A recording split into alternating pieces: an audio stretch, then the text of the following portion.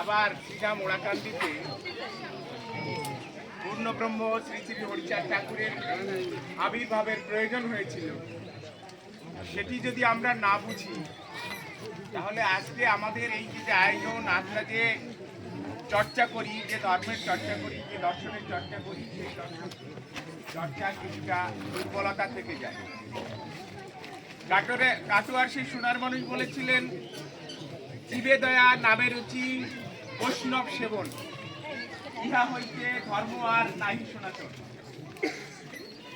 আমাদের সেই কথার পরিপ্রেক্ষিতে যে ধর্ম সাধনা শুরু হয়েছিল, তাতে একেবারে প্রান্তিক পর্যায়ের মানুষ যারা, তাদের জীবনের মুক্তি আসে নাই, সেই কারণে শ্রীধাম ওড়াকান্দিতে এসে ঠাকুর বললেন, জীবে দয়া নামে রুচি মানুষেতে নিষ্ঠা।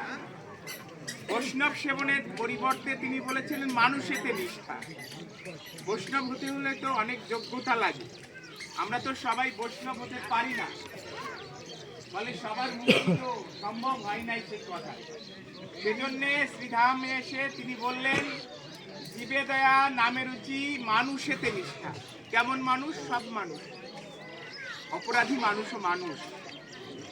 সেই মানুষেতে নিষ্ঠার কথা তিনি বলেছিলেন, এবং তারপরে যে কথাটি বলেছিলেন, ইহা হইতে ইহা ছাড়া আর যত সব ক্রিয়া, অর্থাৎ আমরা যে আচার আচরণ করি, আমরা যে ধর্ম সাধনা করি, আমরা যে সংস্কৃতি সাধনা করি, তার কেন্দ্রে তিনটি জিনিস থাকা উচিত বলে ঠাকুর মনে করেছেন। এক, জীবে দয়া, দুই নামে রুচি, তিন মানুষেতে নিষ্ঠা। এই তিনটা জিনিস কেন্দ্রে না থেকে যদি কোনো কিছু হয়, তাহলে তাকে তিনি বলেছিলেন ইহা ছাড়া আর যত সব ক্রিয়া ভ্রষ্টা। আমরা সেই আদর্শের মানুষ। সেই আদর্শ বলেছিল, নরাকারে ধরা পড়ে যতজন আছে, এক জাতি বলিবান্য পাবে মোর কাছে। এ কথা আর কেউ বলে না। সবাই যার যার ধর্মীয় গোষ্ঠী মানে একক ঐক্যের কথা বলে, এবং সেই দর্শন নিয়ে সারা পৃথিবীকে জয় করার কথা বলে। কিন্তু শ্রীধাম ওড়াকান্দি কি বলল? নরাকারে ধরা পড়ে যতজন আছে, 800 কোটি আছে, এই 800 কোটি মানুষ তার কাছে একটি জাতি বলে মান্য করে। তাদের সকলকে তিনি একটি জাতির মানুষ মনে করেন, কাউকে তিনি অপর মনে করেন না, ভিন্ন মনে করেন না। এই হচ্ছে সেই মহৎ আদর্শ। আমাদের ব্যর্থতা হচ্ছে সেই মহৎ আদর্শকে আমরা পৃথিবীর মাঝখানে এখনো নিয়ে যেতে পারিনি। সে কারণে আমাদের ভয়, আমাদের দুর্বলতা, আমাদের আশঙ্কা কাজ করে। আমরা কি বলতে কি বলে ফেলি, ভয় করে আমাদের মধ্যে।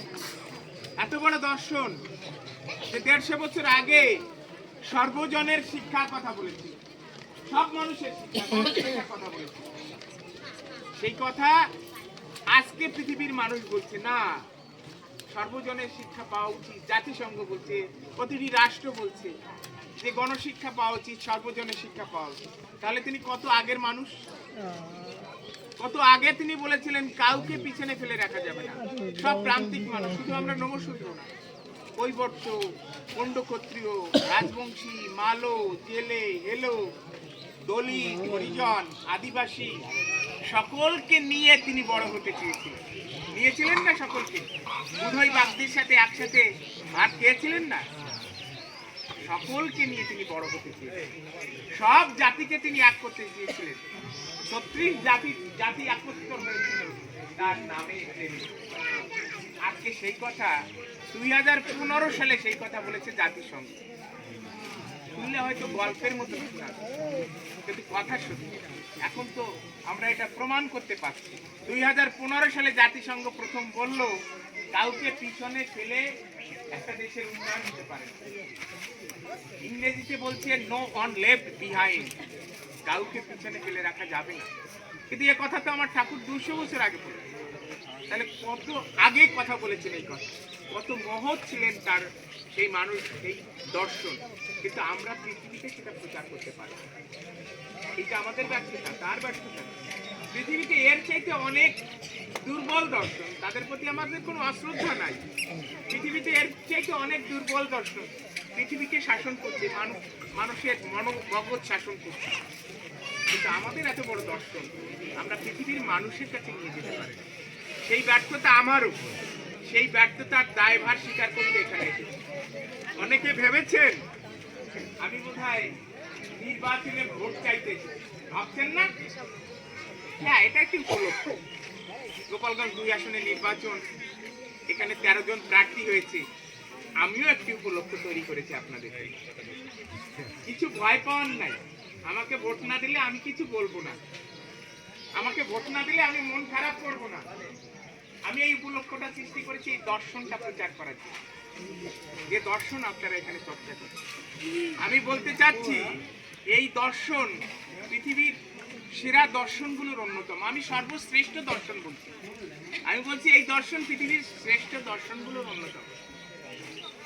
ইউরোপের দর্শন বলে কি বলে? মানুষকে ধ্বংস করা যায়, পরাজিত করা যায়। আমাদের দর্শন বলে মানুষ হচ্ছে অমৃতের সন্তান, অমৃতের সন্তান মানুষ। তার যে চেতনা, সেই চেতনার লয় নাই, সেটা রূপান্তরিত হয়। আমাদের দর্শন বলছে আমি যা চিন্তা করছি সেটা আগের চিন্তার ধারাবাহিকতা, শ্রীরাম মোড়াকান্তির চিন্তার ধারাবাহিকতা, তাহলে তার কোনো লয় নাই। সেই দর্শন আমরা ধারণ করি। সেই দর্শনের উপর দাঁড়িয়ে আমরা মানব সভ্যতাকে একটা নতুন পথ দেখাতে চাই। মানব সভ্যতা ভীষণ সংকটের মুখে। আপনারা সবাই টিভি দেখেন না? ইউক্রেন রাশিয়া যুদ্ধ হচ্ছে, ইসরায়েল গাজায় প্রায় 80% বাড়িঘর ধ্বংস করে দিয়েছে। কেন হচ্ছে? হচ্ছে এই কারণে যে তারা একে অপরকে ভাই মনে করে না, অপর মনে করে। আর আমাদের দর্শন কি বলছে? নরাকারে ধরা পড়ে যতজন আছে এক জাতি বলিমান্য পাবে মোর কাছে।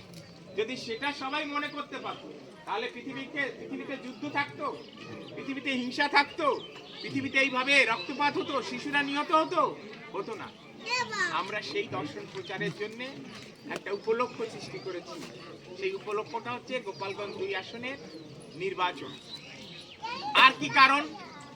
আর কারণটা হচ্ছে এই দর্শন প্রচারের একটা মোক্ষম সময়। এটা কেন? একটা রাষ্ট্র, তার একটা দলিল থাকে। এই যে দর্শন চর্চা করছি এর একটা দলিল আছে না? হরিলীলামৃত দলিল না আমাদের? এই দর্শন চর্চার দলিল। এমনি রাষ্ট্র পরিচালনা করার জন্য একটা দলিল থাকে, তার নাম সংবিধান। এই সংবিধান নিয়ে আলোচনা প্রতিদিন হয় না। আপনারা 5 বছর অন্তর অন্তর পার্লামেন্টে ভোট দেন, এমপি হয়। এর আগে শেখ সেলিম হয়েছে না? এইবারের ভোটটা তার থেকেও গুরুত্বপূর্ণ, কারণ এইবারে ওই রাষ্ট্রের যে দলিল, সেই দলিল পর্যালোচনা করা হলো। এই দলিল তৈরি হয়েছিল 1935 সালে, সেটা একবার পর্যালোচনা হয়েছিল 1947 সালে, তারপরে 1956 সালে পাকিস্তানের একটা সংবিধান হয়েছিল। আবার এই দলিল নিয়ে আলোচনা হয়েছিল 1972 সালে। কিন্তু 72 সালের সেই দলিলটি পর্যালোচনার ক্ষেত্রে আমাদের অনেক আবেগ আছে। কারণ তার আগে, এই দলিল তৈরি করার আগে 1971 সালের স্বাধীনতা যুদ্ধে 30 লক্ষ শহীদ হয়েছিল, 2 লক্ষ মা বোন ইজ্জত দিয়েছিল, 1 কোটি মানুষ শরণার্থী হয়েছিল। এই দলিল তৈরি করার সময় সেই আবেগটা ছিল। সেই 72 সালের পরে এই 2026 সালে, এতদিন পরে এই রাষ্ট্র পরিচালনার এই দলিল নিয়ে পর্যালোচনা হবে। কেউ বলছে না, কেউ এ কথা বলছে। কেন বলছি না আমি জানি না, আমি বলছি, বারবার বলছি আপনাদের।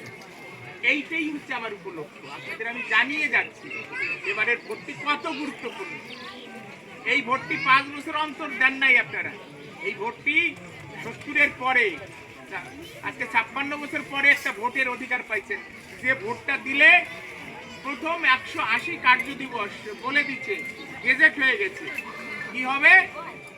দলিলের পর্যালোচনা হবে, রাষ্ট্র পরিচালনার মূল নীতি নিয়ে আলোচনা হবে। সেখানে নারীর কি অধিকার থাকবে সেটা আলোচনা হবে। সেখানে একটা নারী কমিশন গঠিত হয়েছে। সেখানে কৃষকের কি অধিকার থাকবে সেটা আলোচনা হয়েছে। সেখানে শ্রমজীবী মানুষের কি অধিকার থাকবে সেটা আলোচনা হবে। সেখানে শিশুদের কি অধিকার থাকবে সেটা আলোচনা হবে। কত বড় গুরুত্বপূর্ণ কাজ।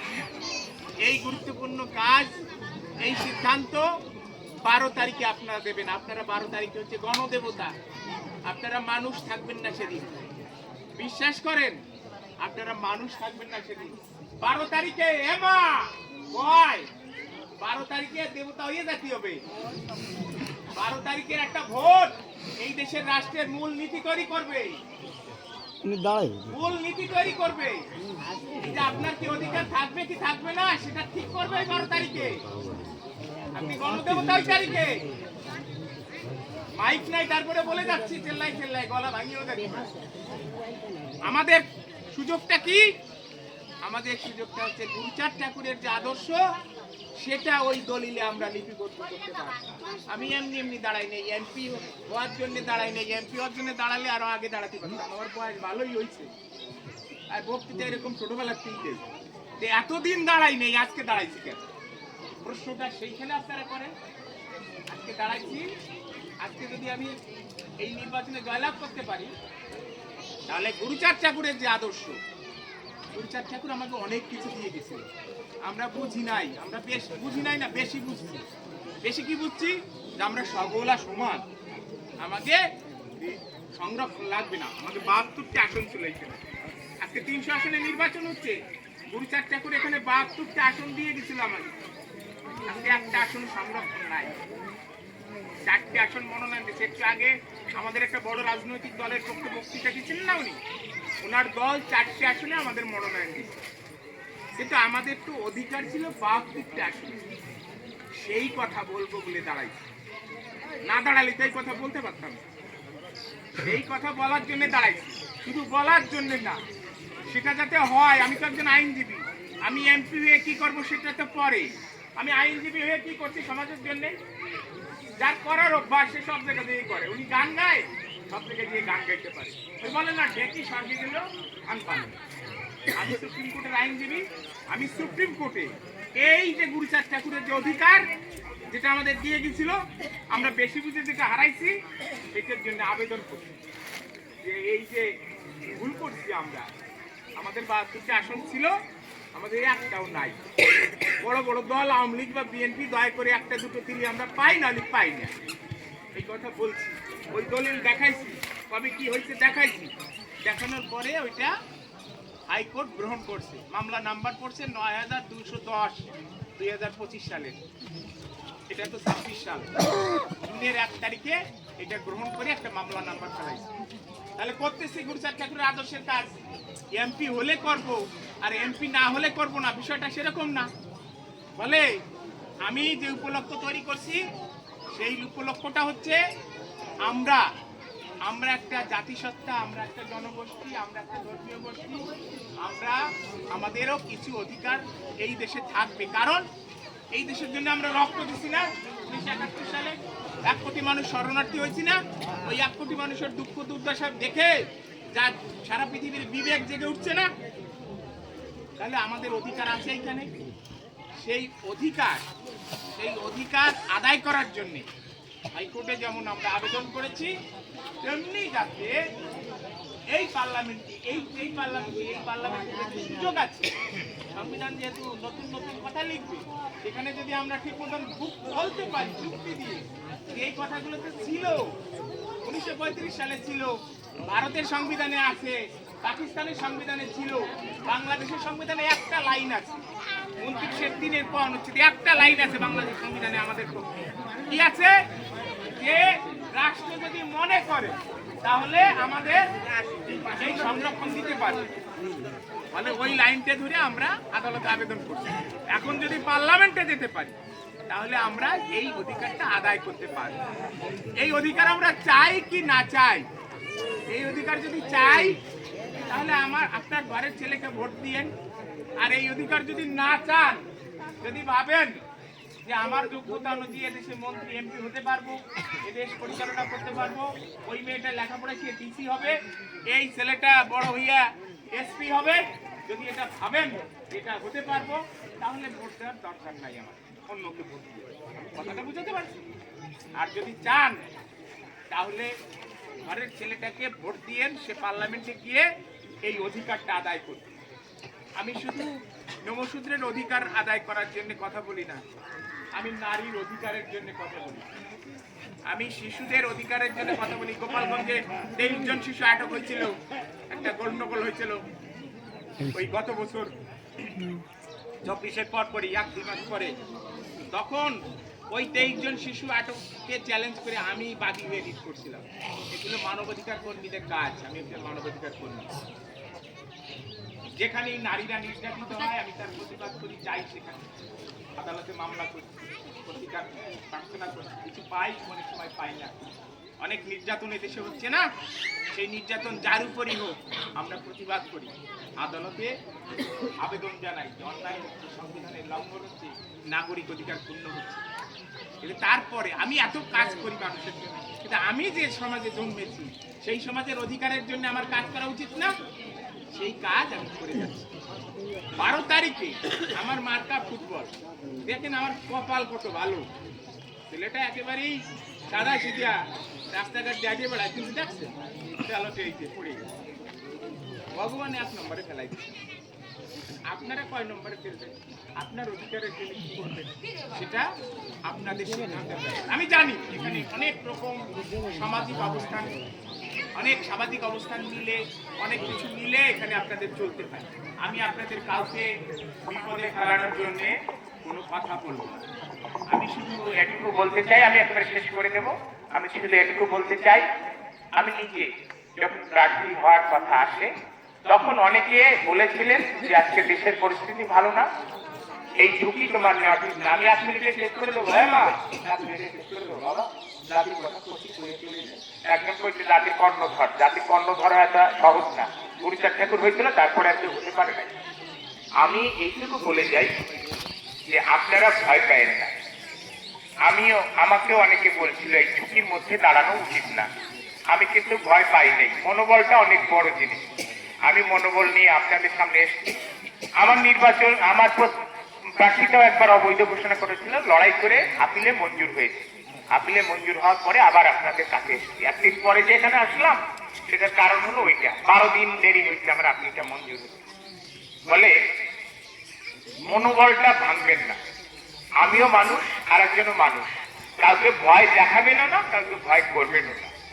আপনার নাগরিক অধিকার এটা আদায় করার জন্য আপনার কথা বলাটা কোনো অন্যায় কাজ না। অন্যায় হচ্ছে অন্যের নাগরিক অধিকারটা হরণ করা, অন্যায় হচ্ছে অন্যকে আক্রমণ করা, অন্যকে ভয় দেখায়, সেটা করবেন না। কেউ যদি আপনাকে ভয় দেখায়, কেউ যদি আপনাকে আক্রমণ করে, তাহলে আপনার আত্মরক্ষার সুযোগ আছে। আর আমি যেটা মনে করি, আমি যেভাবে কাজ করি ঢাকা থেকে শুরু করে সারা দেশে, আমার মনে হয় এই দেশে এখনো প্রচুর ভালো মানুষ আছে। তাদের সকলকে নিয়ে মিলে এই দেশটা গঠন করার সুযোগ আছে। যে দেশ 1971 সালে 30 লক্ষ শহীদের রক্তের বিনিময়ে স্বাধীন হয়েছে, 2 লক্ষ মা বোনের ইজ্জতের বিনিময়ে স্বাধীন হয়েছে, 1 কোটি শরণার্থীর অবর্ণনীয় কষ্ট দুঃখ আছে যে দেশের জন্মের পিছনে, সেই দেশটা আর বিপদগামী হতে পারে না। সেইখানে সেই মাতৃভূমিকে রক্ষা করার জন্য আমাদেরও একটা দায়িত্ব আছে এই দেশের সন্তান হিসেবে। বলে না, জননী জন্মভূমিকে স্বর্গাদপি করিয়েছে। তাহলে জননী আর জন্মভূমি, এই মায়ের গর্ভে জন্মেছে আর যে জন্মভূমিতে বড় হচ্ছে, এটা স্বর্গের চাইতে শ্রেষ্ঠ। সেই স্বর্গকে রক্ষা করার জন্য আমি বুক চিতিয়ে দাঁড়িয়েছি। আমি আপনাদের ঘরের সন্তান, প্রথম গর্বের কাজটা আমি করেছি যে আমি এই সময় বুক চিতিয়ে দাঁড়িয়েছি। সব জায়গায় সব লোক আমাকে বলেছে, বাবা তোমাকে প্রথম ধন্যবাদ, তুমি এই সময় এই ঘরের মুখে তুমি মাথা উঁচু করে দাঁড়িয়ে আছো। আপনারা আমাকে আশীর্বাদ করবেন। 12 তারিখে নির্বাচন, আমি স্বতন্ত্র প্রার্থী, আমি উৎপল বিশ্বাস। আমার একটা রাজনৈতিক পরিবারও, আমি যদিও রাজনীতি করি না। বীরেন্দ্রনাথ বিশ্বাসের নাম আপনারা অনেকে শুনে থাকতে পারেন, সাতপাল কলেজের প্রতিষ্ঠাতা। বীরেন বিশ্বাসের স্ত্রী আমার বড় মা কণিকা বিশ্বাস, ওড়াকান্দির মেয়ে। তিনি 1973 সালের পার্লামেন্টে নারী সংরক্ষিত আসনের এমপি ছিলেন। তা সত্ত্বেও আমি কিন্তু রাজনীতির কাছে যাই নাই, আমি মানুষের অধিকার রক্ষা করার কাজ করছি। কিন্তু এই সময়ে আমার মনে হয়েছে মানবাধিকার কর্মী হিসাবে গুড বয় হওয়ার থেকে একটু রিস্ক নিয়ে আমাদের পক্ষে দাঁড়ানো, সেই জন্য দাঁড়িয়েছি। আপনারা 12 তারিখে যে নির্বাচন, সেই নির্বাচনে আপনারা গণদেবতা। আমি উৎপল বিশ্বাস, আমি সুপ্রিম কোর্টের অ্যাডভোকেট, মানবাধিকার কর্মী। আমার প্রতীক ফুটবল। আপনারা আপনাদের প্রার্থনায় অন্তরে আমাকে রাখবেন এবং আশীর্বাদ করবেন আমি যে কটা দিন বেঁচে থাকি যেন সমাজের কাজ করতে পারি, দেশের কাজ করতে পারি, এবং এই কাজের থেকে আমি কোনোদিন পিছপা হব না, সেটা বলে শেষ করবো এই কারণে যে আমার সংসার নাই। ফলে কোনো কারণে আমি আজকে আসছি কালকে আসবো না এরকম হবে না। আমি নেমেছি যে কাজে যখন নামি মন প্রাণ দিয়ে নামি, ফলে আমার কোনো বন্ধন নেই, আমি মুক্ত বিহঙ্গ। আপনাদের কথা দিয়ে গেলাম, আপনাদের পাশে আমি আছি, থাকবো। সেই বিষয়ে আমাকে আশীর্বাদ করলে আমি বেশি খুশি হব। 12 তারিখের নির্বাচনে উৎপল বিশ্বাস এবং ফুটবল মার্কাটা আপনাদের প্রার্থনায় রাখবেন, অন্তরে রাখবেন। সবাইকে নমস্কার।